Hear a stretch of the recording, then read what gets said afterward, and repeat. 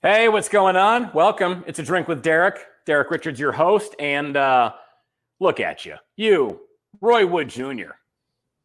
How are you, my friend? How the hell are you, man? You look awesome. I don't know about that. I'm okay. You look great, I man. Been got a my long time. fatherhood gray coming in there. It's looking good, man. It's fun. Fun times up here in New York City, living the life in the quarantine. What's crazy is living in New York because it's so bad here and it's not Right. as bad other places. I don't have a scope of the rest of the world. And I wonder if I'm Randy Quaid in Independent today, where I'm the aliens, the aliens. I'm telling you, the virus, and everybody else is like, "Fuck you! I'm going to the beach," and I'm not sure which one of us is the crazy one or not.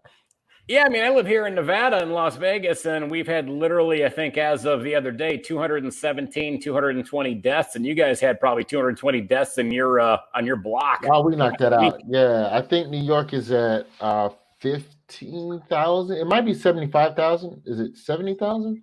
I have no idea. 17,000. I think it's 17,000. I remember a seven. This is the Price is Right. I'm gonna go lower. I'm gonna go lower than 75,000. I'm in Vegas. I'm going to tell you to take the under. Have you seen what the casinos are already beta testing with plexiglass partitions at the blackjack tables, where basically each player chair has like a plexiglass, whatever the fuck, coming like right beside you, I have not seen that. but a crack under the bottom. You reach under the crack. That's how you get your cards and slide your chips in and out. But if you're still touching other people's chips Right. and everybody's and then touching the cards, bitch, what? You ain't solved shit. It's like you're playing. It's like you're playing cards at while you're visiting your uncle in lockup. Yeah, that's literally what it is. It's like it looks like you're playing blackjack through the window at a check cashing place. It just you went to cash a check at a Western Union and then the guy was like, "Fuck it, let's play for Let's it." play. Nobody's in line. I got a deck of Yeah. cards. Let's do this. Yeah, that's literally what it looks like, man. But Yeah, they got imagine all kinds of options. What they're looking at in terms of only having seating so many people at tables, and I mean it'll be interesting to see how this all that'll ends kill up the money. You unfolding. can't go from a 6-man black. I think blackjack is a 5-person table. I think no, it's 6. I think it's 5 or 6. I can't recall at the top of my head. I You're think not 6. you're not making nearly as much money if you're not seating that 5th and 6th person. 4 Right. people for spacing, but I just think certain casinos like there's certain tables at certain casinos that allow smoking. They Right. allow you to eat at the table. So you just gotta have a fuck it, man. This the COVID table, and I'm Deal. playing COVID blackjack, and you give those people double drink. Yeah, The COVID blackjack yeah, table. I'm playing COVID craps or some shit. Like, you think they're gonna have a bucket of Listerine to dip dice in? No, they're gonna give you the same dice that some hacking motherfucker just touched and crapped out on. So we're all trying to find solutions, and in these troubling times, it is important that we acknowledge the efforts that companies are going forward with to maintain a safe and healthy atmosphere. Look at you doing your audition to be a spokesperson. But that plexiglass shit ain't gonna work. No, it's not. Dude, you and I have known each other a long time, man. It's always good to see you. Great to catch up with you here in Vegas last December when you were in town. And I met you back in Tallahassee when you were going to school at Florida A&M, and you were hanging out at the Comedy Zone. Had a little weekend room over there. So I started in '98. I was still in college at Florida A&M, and the thing that I really took for granted at the Comedy Zone, for the people who don't know, like stand-up comedy is kind of like professional baseball. You have your major league rooms with your star players that come in Friday, Saturday, Sunday, and then you have the AAA and the AA ball where there's up and comers, and then there's lifers, and there's guys who really should have quit the game 10 fucking years ago. Right. So, Tallahassee was an interesting place to kind of really lay my feet down. I was doing open mics once a month back home in Birmingham, but the bulk of my stage time came in Florida my first 3 years because that's Right. where I lived. And so you see a lot of stand-up week to week. I was the house MC, so every third week I MC'd, and even on weeks that I didn't MC, I came and watched. It was the classroom. I came and watched shows, and then I would sometimes do a guest set. So I saw every genre of comedy you could name, every person on the way up, on the way down. And then when you get older, it gave me a great point of reference of what I did or didn't want to do stylistically. No, definitely. I think that's something that's really missing a lot today with comedians, where a lot of the up and coming talent, they don't hang out at the clubs. They end up getting caught and doing their own little open mic circuit type thing. And at least here in Vegas, I mean, a lot of the clubs are more than welcome to have people come in and hang out in the back. But you don't see them doing that like you doing what you did in Tallahassee when you were learning what you were doing. The thing is that it depends on the market. A lot of clubs treat the new comics like shit and don't want them in there. They charge them for a drink, or they tell them to go stand out in the hall so you don't get to watch, and the room's not even sold out, but you still don't want the comics in there. So yeah, I think that's garbage. I also think that a lot of the open micers stylistically go against what the club owner might want. Right. So how long are you going to keep trying to kiss some dude's ass to get 5 minutes once a month when you can say, fuck it, I'll go to a bar and do 10 minutes every week? True. At least you're getting stronger. That's what a good example of that is Nashville, where the local scene in Nashville started booming once comedians realized that, you know, Brian Dorfman, who runs the A room there in Nashville, there wasn't enough stage time. And it wasn't that Dorfman was hating on the locals. Oh, yeah. There just wasn't enough. Sure. There's not enough. There's only so many spots on the fucking show I can give out. Right. So as the local scene grew, they just started doing all of their own little things around town. And the dope thing that Dorfman did was he supported the shit. He supported local comics going and getting time because he knew you're going to go across town and get better, and then you'll come here when it's time to really show your shit that's polished. The audience, that makes sense. But there's a lot of club owners and a lot of smaller markets that will get mad at you if you dare perform anywhere else but their fucking comedy hut.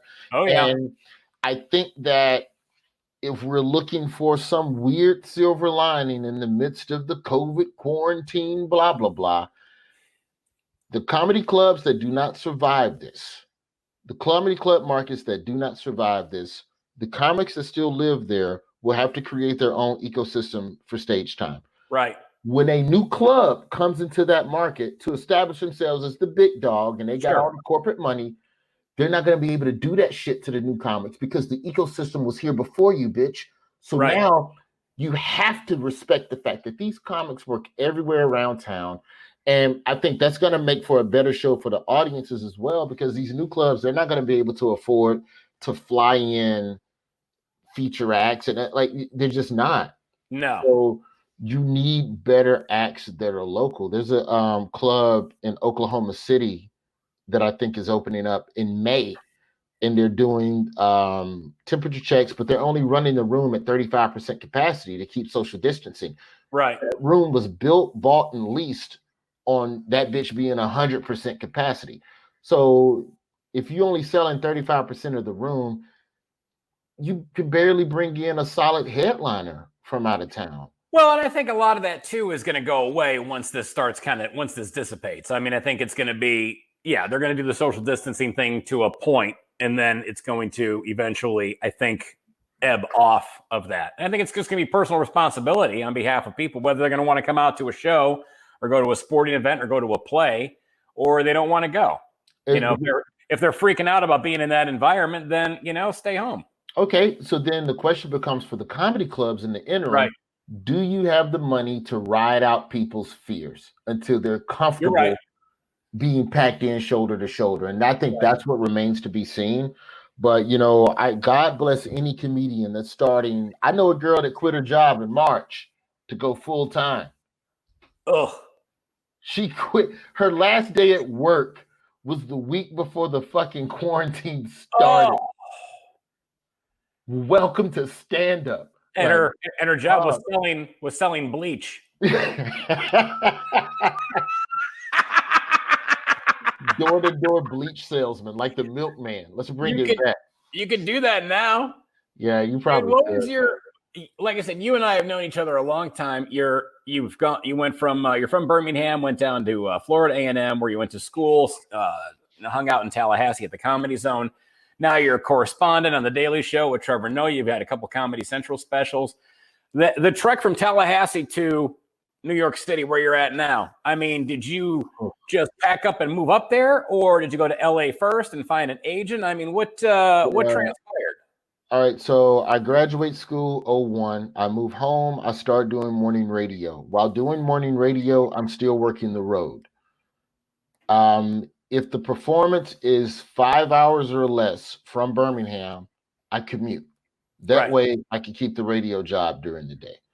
So I would get off stage at 10:30 at night in, say, Louisville, and I would get back in my car and drive 5 hours back to Birmingham, sleep at the station, do the morning show, take a 2 hour nap, drive the fuck back to Louisville, do the shows that wash, rinse, repeat. So I did that for a couple of years.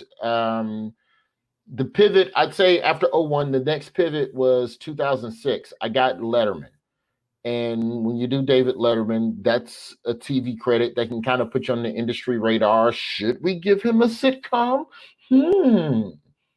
Call him in. Let us talk to this Negro and see if he's worthy of a show. So when you find out that you've been beckoned, Is that how they said it? yeah. They rub their chin like a guy who just tied a woman to the railroad tracks. Come look at this one. Could he be another Steve Harvey? We don't know. Call him in for a meeting. So I moved to LA '07. I do my auditions. I keep working the road. And LA wasn't bad, but knowing what I know now, my stand-up suffered because I wasn't getting on stage as often. Because LA, there's so many more elements to making it that require you to be connected, hang out at other spots. And even if you're doing sets, you can't get up as often as you want because the city's too sprawled. I do Last Comic Stand in 2010, and I get a job offer to come back home to Birmingham to host a morning show, same one that I used to work at as a co-host and intern. So the idea was I'll do the morning show, but then I'll grow it to syndication, and then I'll be able to backdoor my way back onto the road with the strength of what I'm doing on the morning show. Right. So that was the strategy. I'm still back and forth to LA. I'm dabbling in LA, but for the most part, I'm back in Birmingham 2010, 2011. I auditioned for a sitcom. It was the last thing I did before I left LA to go do my morning show. I auditioned for a sitcom. I book it. We shoot the pilot. The pilot doesn't, for whatever reason, it's taking too long for the network to decide. So, No. all right, fuck y'all. I'm going to Birmingham to do radio. I ain't got time for this shit. I'm so stunned to hear that. A network that wasn't sure on what they wanted to do. Get a call like 5 months later from my man, Steve Burr. Hey, man, good news. TBS picked up the show. We're making a sitcom. Need you back in LA. Yeah, I kind of have a job now.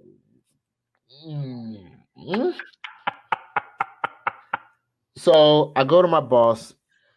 I go, look, I need 10 weeks to go to LA to shoot this sitcom. Let me go to LA. Give me a satellite box. I'll do the show at 3 a.m. from the hotel. So I figured they wouldn't agree to the shit, but they was like, cool. So I go out. We do Sullivan and Son on TBS. We shoot the first season. Radio is fine. Season airs. While the season's airing, I'm back in Birmingham doing radio. I'm on the road on the weekends. And then I get a call from Steve Byrne. Hey, good news. We got picked up for season 2. Need you to come back to LA. So I go back to my boss and I go, hey man, look, I know it wasn't the greatest time with me being gone for 3 months when we're a local morning show and I should be out in the community at every community event, considering I'm the Right. host of the most popular morning show in the state. And I need to go back to LA for 3 months. And they said, you're fired. Woo, yeah. And it was mutual. It was Sure. understood. It wasn't drama. I can see that. But when I looked at what the long game was for me, it was to do television, to use that as a conduit to produce content, to get out on the road more, you know? So I couldn't say no to being on television when that was the whole fucking point of moving to LA in the first place. Well, exactly. And So radio is such a slippery slope. You never know what can happen with that industry. I mean, that is probably more volatile than television. 1,000%. And I don't say this out of arrogance as much as I say it out of market analysis, but radio is also one of those jobs. If you have done it well at any point in your career, you will always have an opportunity to come back into a station because of that point. It's volatile. People get fired. Markets change. The stations flip formats Constantly. So there's always going to be there will be more opportunities down the road in radio than there ever will be in TV. So I see y'all later. Right. I'm going to go do TV. Do Sullivan's Son back in LA for a couple of years. It gets canceled. And at this point, we're 2015. So we're pretty much right up on the Daily Show. There's about a year where Sullivan's Son is canceled, and I'm back adrift in LA, as I would like to call it, where I'm getting some auditions, but nothing's really going the way I think it should go. So I make the decision to get ready to move to New York. During this time, I started doing spots on Sports Nation on ESPN. Mm-hmm. And that got me more spots on other shows. This is when ESPN from 12 to 6 was just debate shows. Sure. Just motherfuckers arguing all the time. And so they put me on a couple of the shows. Around that same time, Jon Stewart steps down from Daily Show. Trevor Noah steps in. Neil Brennan kind of pulls Trevor to the side and goes, yo, there's this guy from Birmingham. You should give him a look. And so that was enough to get the audition. The stuff that I've been doing on ESPN was also enough to put the producers at ease that, all right, he can handle himself on television and argue and talk, because that's what the Daily Show is to a greater degree. When the correspondents are on with Trevor, we're arguing. It's a more structured, formal back and forth, but it is two sides of a coin. Right. To present it. So that was it, man. Did the audition, got the call on the way to the airport that I'd be a part of the Daily Show with Trevor Noah, and been in New York ever since. And I got the call that I was getting the Daily Show, and then 2 months after that, my girl called me and was like, I'm pregnant. And I was like, okay, well, life just fucking went into fifth gear.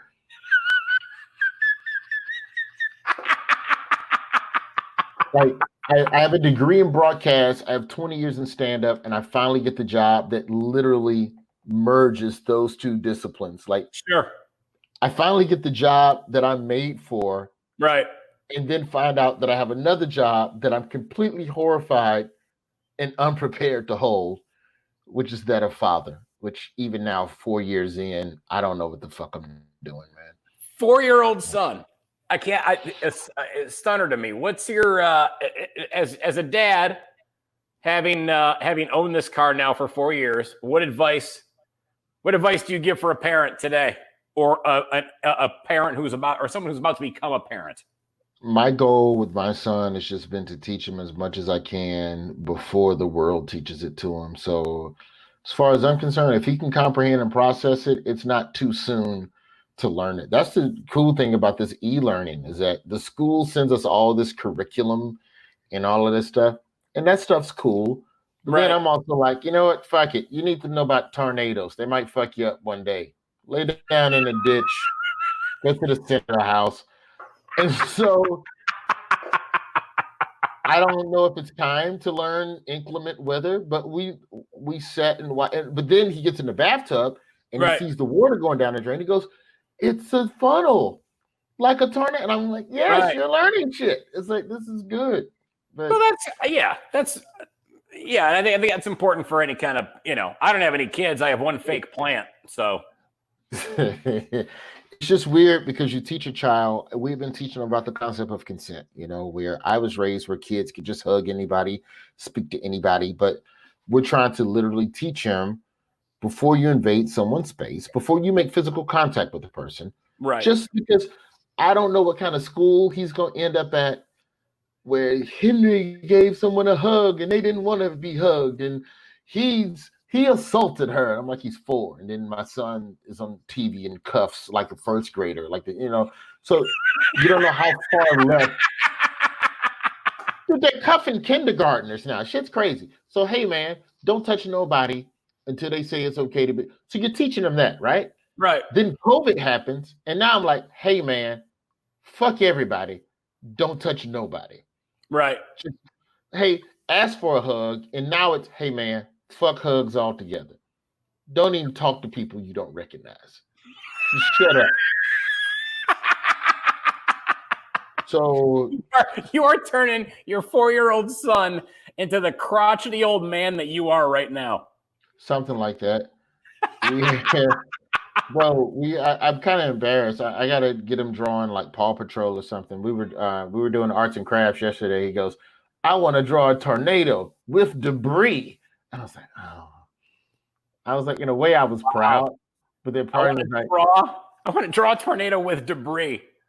Now that would be the house. That's not what you want him to do. What he wishes would be in the tornado. Let's hope he doesn't get that far. And go, here's the cow. Here's your tornado, and then here's a cat and a white supremacist, and then and then a pickup truck, and then like food that he hates. That's all in the tornado. Yeah. It's like in his mind, this is stuff that needs to be destroyed. You know what I need to do? I need to let him watch Twister with Helen Hunt and Bill Paxton. Yeah. Understand, except for that terrible last scene of the movie where they survive the center of a tornado, but that's a separate conversation. Yeah, that's fiction. Dude, you're a huge sports fan. Obviously, you've had a lot of time on ESPN. I know anybody that follows you on social media knows you're a monster Cubs fan. Yeah. How did you become a Cubs fan? You grew up in Birmingham. I know the Double-A farm team, that's for the White Sox, the Birmingham Barons. How did you end up what drew you to the Cubs? Because was this a lifetime thing? Because that's something to jump onto, because the Cubs suck for a long time. Basic cable. I'm a fan of baseball. Right. And the Cubs came on at a time that was convenient in my home, where I didn't have to fight my dad for the remote. Because everyone assumes the default is the Braves, and the Braves came on TV too, but the Braves played primarily night games. So at night, when I came home, my dad wasn't giving up the remote. Right. I'm watching Hunter. I got shit to do. I'm not. Hunter. Google that one, kids. Yeah, that'll be, and then erase it from your browser history. So the Cubs came on, like I would get home from school and the Cubs would already be on TV. So I was like, all right, I'll watch this. And then you just watch it enough every day. You learn all the players, you fall in love with them. And then they won the NL East in '89. Right. And that's when I was like really committed. Like I was flirting with them up until then, but I was like, this team's a champion. They're going places. The Cubs got Greg Maddux. Oh, they're going to be great for a long time. No. And then done. Yeah.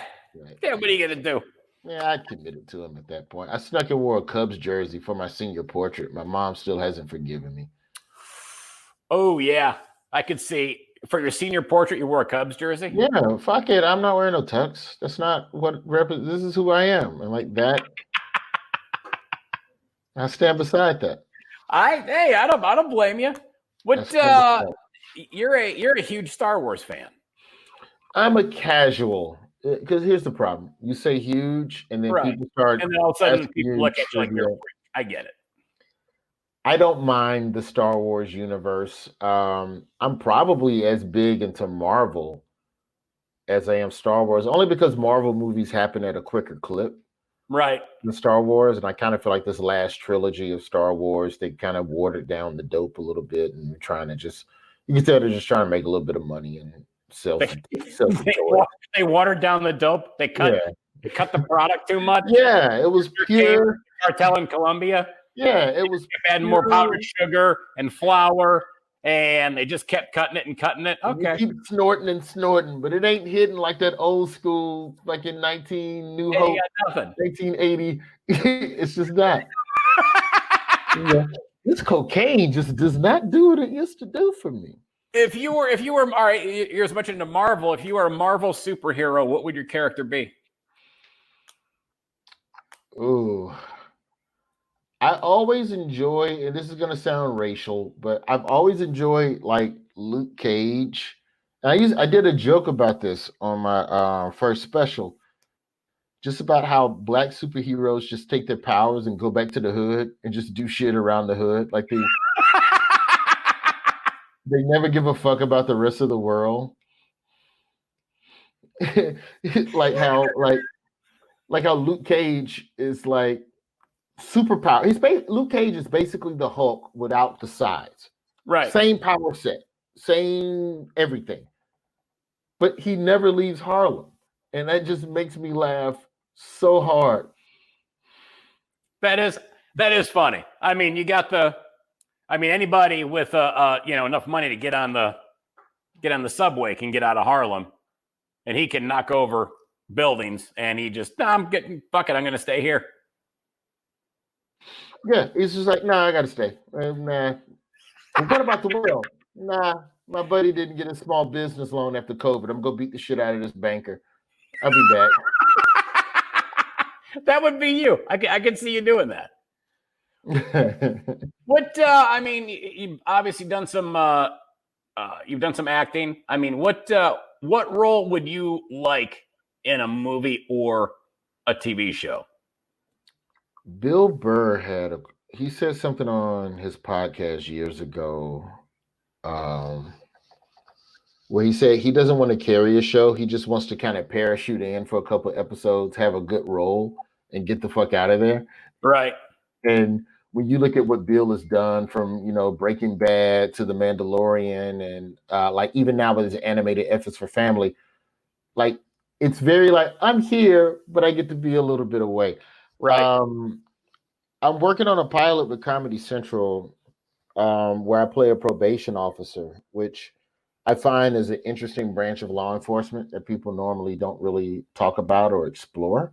Right. So that kind of interests me, but I'm starting to become more obsessed with producing and writing. Like I want to produce a baseball movie. I have one or two, I think, decent comedies in my head that I would like to do. I got a horror idea. Like I'm more infatuated with that than I am being on camera. I hate to kind of swerve the question a little bit, bro, but like no, that's fine. I mean, it's I audition for shit. I mean, I was just in Better Call Saul. I played a public defender in Better Call Saul this season.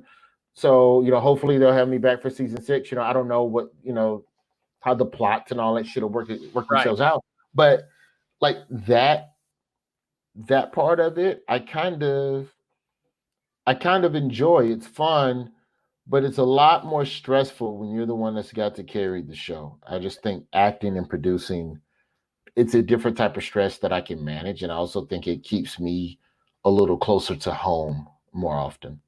Now, if you're going to write something, you got some kind of a baseball movie, you've got to have some need for a 50-year-old white Irish guy with a drinking problem to play like the pitching coach.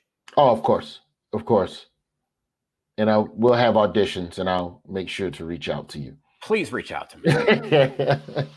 You're like, I don't want to say that this role is made for somebody in particular. However, you've got that grizzle. I think you guys should. We got to put him on camera first, so y'all can take a look. Yeah, you've got that grizzle. Back in my day, you could hit a motherfucker with a ball. He wouldn't bitch to the ump.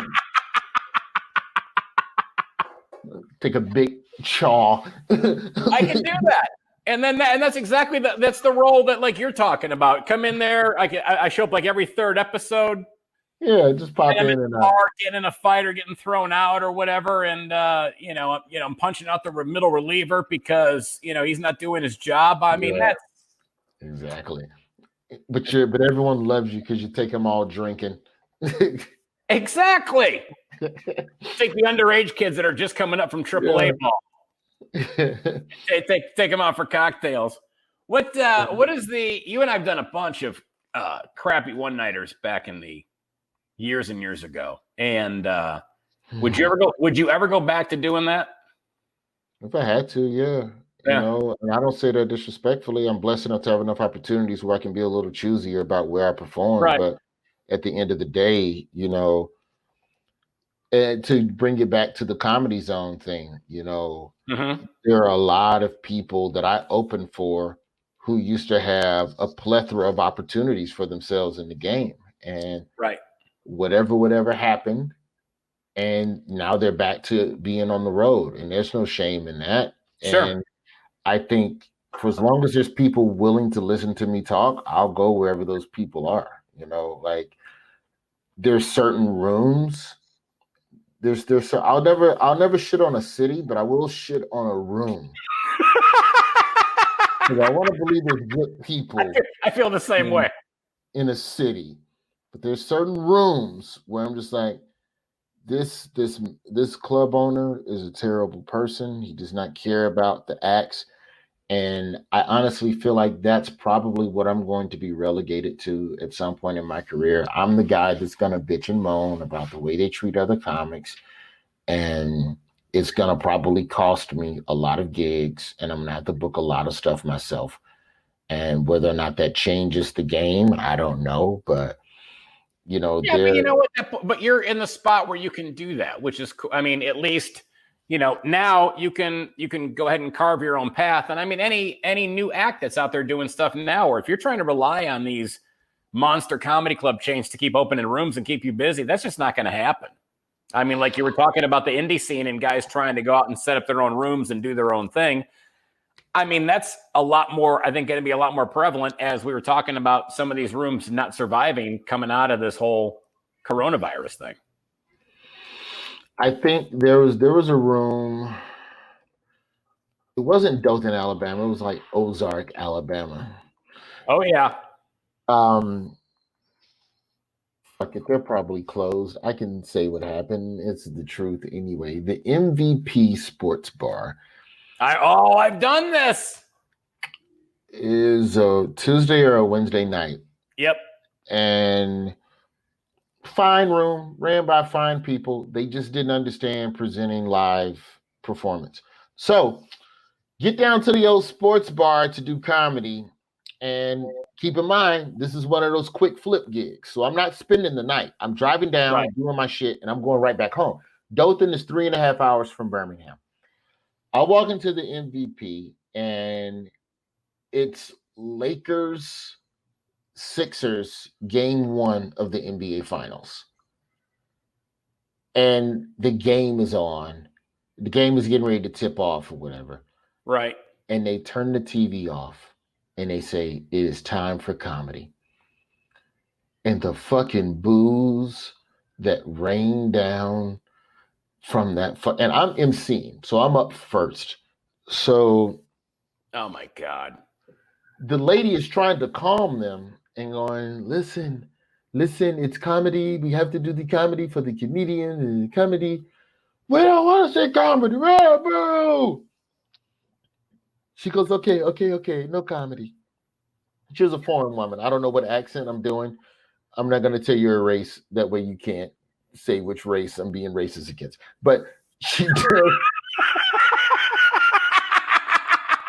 She had an accent. Okay. Oh yeah. Whatever accent you think, that's what. That's the accent that it was. Yes. Cool. So she calls the comedians over to the corner. She goes, they do not want to see you. I will just pay you and good night. And me in the comments was like, fuck yeah. And some asshole comes over and goes, well, you know what you could do? You could just leave the game on mute and just let the comedians perform next to the TV. And you can see her wheels again. And she goes, yes, we will do that. And I fucking stood beside a television as Kobe Bryant, Shaq, and Allen Iverson trudged up and down the court for 3. Like, I may as well have been performing next to a stripper. Nobody was listening. No No. one cared. And it got to the point where the only jokes you could do were jokes about what was happening on screen in real time. Right. Like, that was the only thing that you could joke about, man. It was insane. Oh my God. So many of those fun, we joke about it now. It's like, everybody, you remember the fun gigs, but you also remember the ones that were just a complete nightmare. And those are the ones that are always great to have a beverage and share those stories, because you always crack up about something stupid that happened, man. You remember it now. That was a long ass drive back home. Oh man, dude, I am so happy for you. One of the great things in this business is seeing some cool people that you've been a fan of and loved working with just do well. And I'm so happy for your success with Comedy Central, the specials, also on the Daily Show with Trevor Noah. Man, I'm so happy for you. Good luck with everything, man. And we'll definitely keep in touch here and see you when you get back out here to Vegas, and hopefully connect when I get back to New York. I'll see you at the check cashing blackjack tables. We will be there. RoyWoodJr.com is his website. Yeah, man. Find this beautiful man. See him when he's in your neighborhood and look for him on Comedy Central. The Daily Show, Trevor Noah, Roy Wood Jr. You're awesome, buddy. Thanks, man.